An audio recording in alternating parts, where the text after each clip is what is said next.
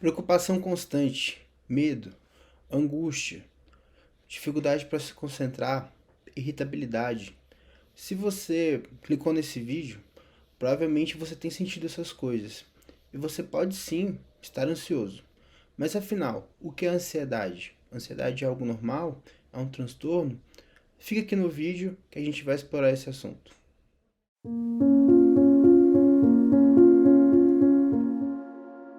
Olá, meus amigos. Vocês estão no canal Sintonia e Bem-Estar. Para quem não me conhece, eu sou o médico Dr. Tiago Leal e hoje nós vamos falar da ansiedade.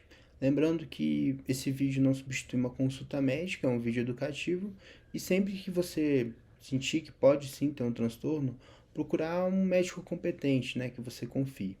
Bom, no vídeo de hoje nós vamos abordar três assuntos principais. 1. O que é ansiedade? 2. Qual a diferença entre ansiedade normal e o transtorno? E 3. Os diferentes tipos de transtorno que envolvem ansiedade e quais são os tratamentos deles. Então vamos lá, meus amigos. Vamos para a primeira parte do vídeo. O que é ansiedade e quando ela é um transtorno? Bom, ansiedade nada mais é do que uma adaptação criada pela seleção natural. A seleção natural é um processo que não tem intenção, que molda os organismos biológicos. Todas as adaptações dos organismos biológicos vêm da seleção natural. O que acontece? A seleção natural, por meio de um processo de morte e reprodução de alguns tipos de organismos vivos, dependendo de que ambiente ele está, cria órgãos e disposições internas para que esse organismo consiga sobreviver, digamos assim. O que acontece? Os olhos, por exemplo.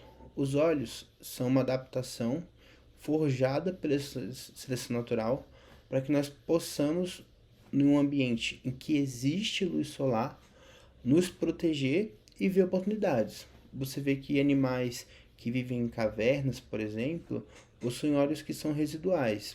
É complicado falar sobre seleção natural sem usar uma linguagem um pouco intencional, assim. Eu vou pedir desculpa para quem entende do assunto, é só pelo resumo do vídeo mesmo. Seja como for, ansiedade também é uma adaptação. Você pode ver.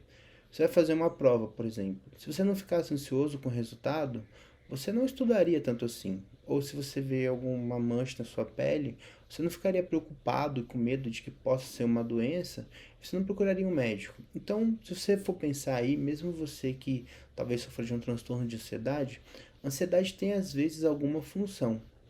Mas qual é o problema da ansiedade? Por que ela às vezes é um transtorno? Bom, o ambiente em que a gente evoluiu era um ambiente com perigos muito imediatos. Os seres humanos evoluíram na savana africana 200 mil anos atrás.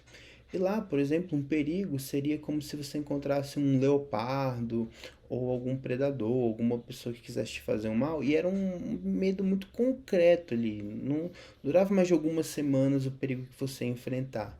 Então, você pode ver que a ansiedade ela te prepara para lutar ou fugir. Você fica mais pálido, isso porque o sangue ele sai das partes mais superficiais do corpo e vai para os músculos.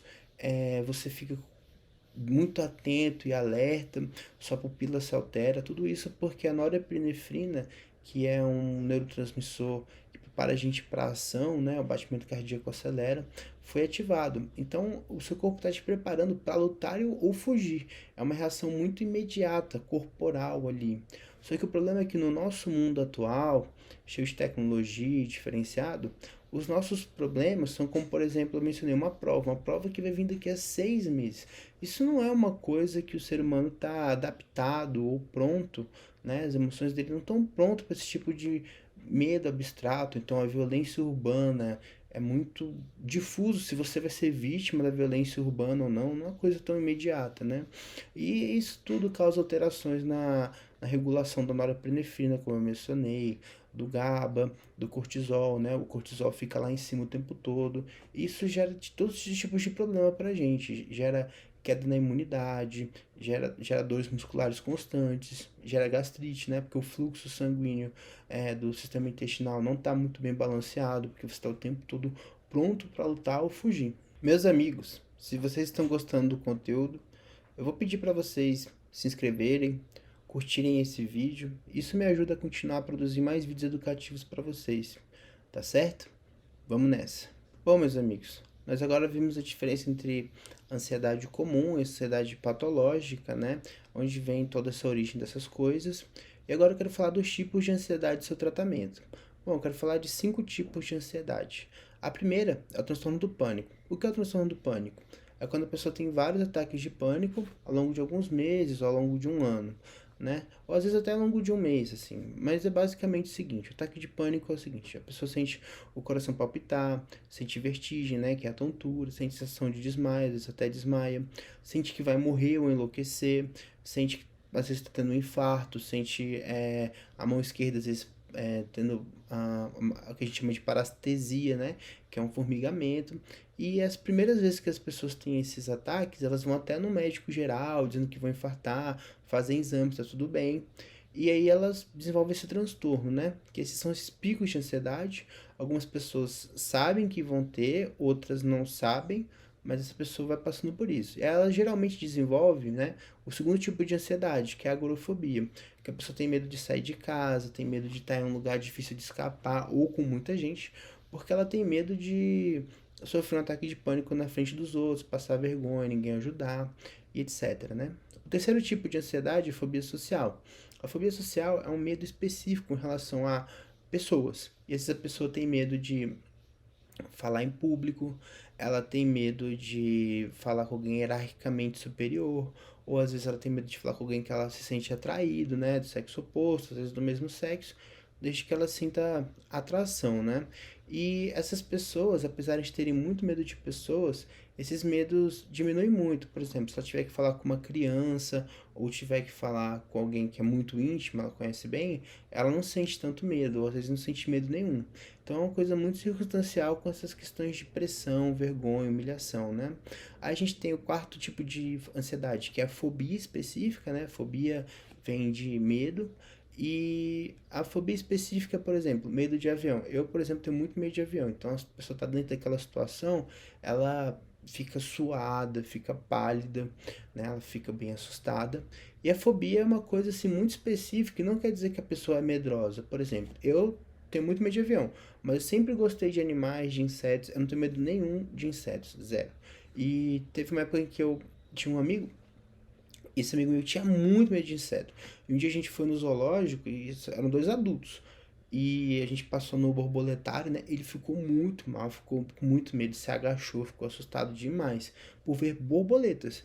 E eu achei aquilo assim, eu não tinha feito psiquiatria ainda, eu fiquei assim, nossa, como assim, né? Não precisa desse medo.